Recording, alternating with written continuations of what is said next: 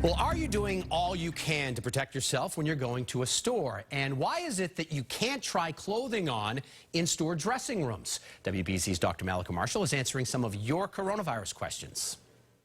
Susie writes, my son is so bored and his spirits are down. He wants to work at Stop and Shop or at a restaurant. Is it simply not worth the risk to let him work? Susie, a lot of young people are feeling that same way. They want to go back to school, they want to go back to sports, they want to go back to work.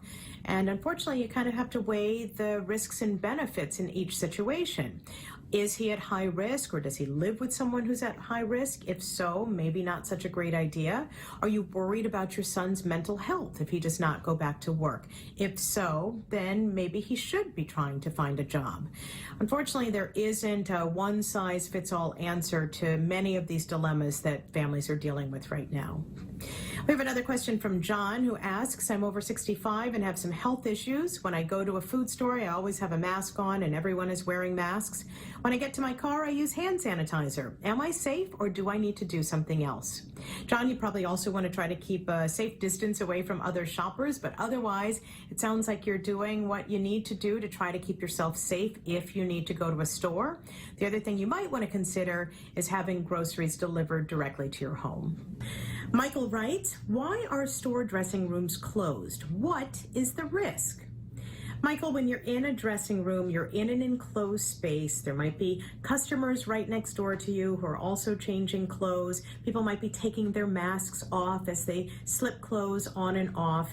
And oftentimes they have to take those clothes and quarantine them for 24 hours or steam clean them before returning them to the racks. There are some stores that will let you try clothes on out there in the store, out in the open. Obviously not things like bathing suits. We have another question from Nancy, who writes, at least 5 years ago, I got a flu shot. Then I got a very bad cold type flu. I'm told it can't be from the flu shot. Could it have been from the preservative? You're right, Nancy, you can't get the flu from the flu shot, but you can get things like body aches or a headache as your body is mounting an immune response to the flu vaccine. We also get flu shots when in cold and flu season. So a lot of times what happens is someone gets a flu shot, a couple days later they come down with some sort of cold. They think, oh my gosh, it was that darn flu vaccine, when in fact it was probably another cold virus that was circulating around the same time. All right, Dr. Mallika, thank you so much. And Dr. Mallika offers her best advice, but as always, consult your personal doctor before making any decisions about your health.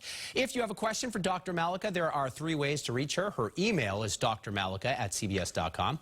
On Twitter, her handle is Mallika Marshall, or you can Facebook message her, Dr. Mallika Marshall.